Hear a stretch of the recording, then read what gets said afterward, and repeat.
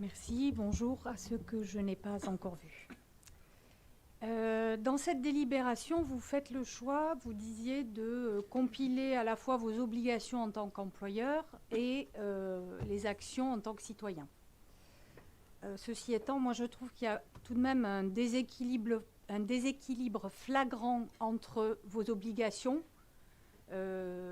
qui représente une partie bien moins importante du rapport que tout le reste. Or, en tant qu'employeur, vous êtes dans l'obligation de faire ça, et je trouve que le déséquilibre est assez net.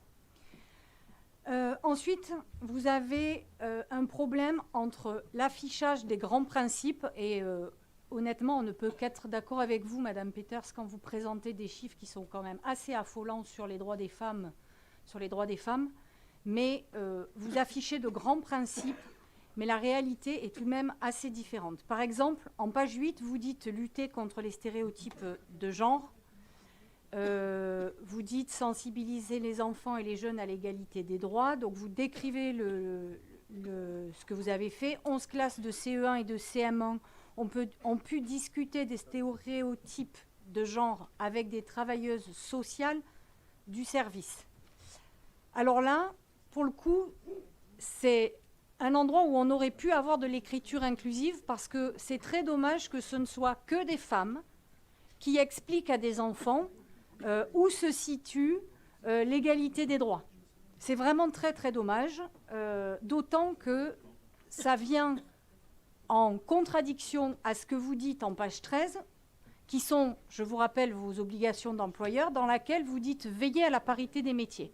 Alors typiquement, c'est bien dommage que pour des choses aussi importantes que éduquer les jeunes enfants à l'égalité des droits, ce soit que des femmes qui le fassent. Après, je trouve que vous avez aussi un problème dans le choix des actions que vous soutenez. Par exemple, en pages 9 et 10, vous dites développer la pratique du sport féminin ou accorder des subventions aux associations qui ont des projets en faveur des femmes. Sur les critères, franchement, c'est super. Mais sur le papier. Le problème, c'est que le diable se cache dans les détails, et quand on regarde les associations que vous soutenez ou les actions que vous soutenez, que vous subventionnez, c'est pas tout à fait la même chose. Typiquement, vous dites que vous soutenez des associations de pom-pom girls ou que vous avez favorisé l'association des Centaures parce qu'ils ont monté un groupe de cheerleading. Alors, cheerleading, pour ceux qui ne savent pas, en fait, c'est pom-pom girl. Ça veut dire, en gros, ce sont des jeunes filles ou des femmes en petite tenue qui viennent assurer les interludes entre les moments où ces messieurs jouent. Voilà. Donc, je trouve ça quand même très dommage, parce que vous dites lutter contre les stéréotypes de genre, et alors là, on y est en plein dedans. Honnêtement, c'est quand même assez ça se discute franchement, ce genre de choix. Également, en page 14, vous dites inciter les femmes à participer à la vie citoyenne. Super. Sur le papier, pareil. Franchement, je trouve ça très bien. Quand on voit la difficulté des femmes en politique et à s'inscrire dans la vie citoyenne. Sur le papier, super.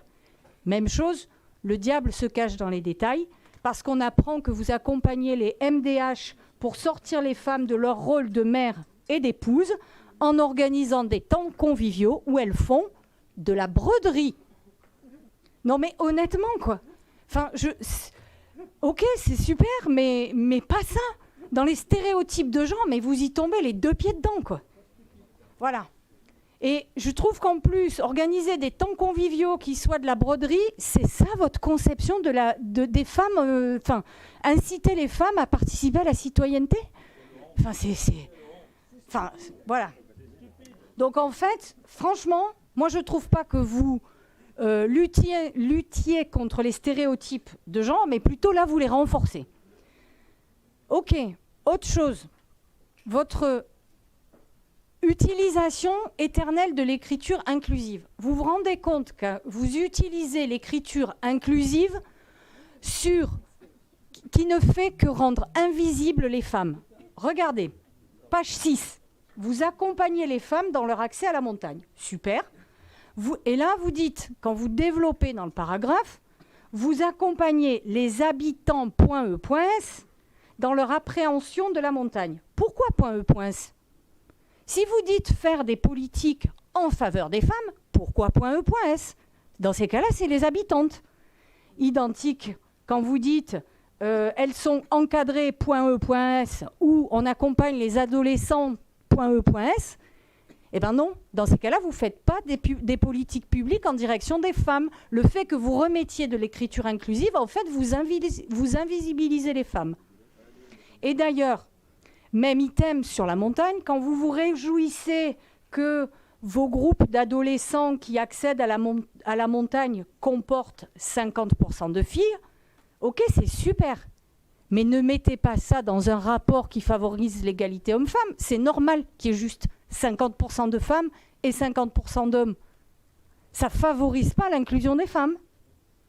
Il n'y a pas de politique proactive.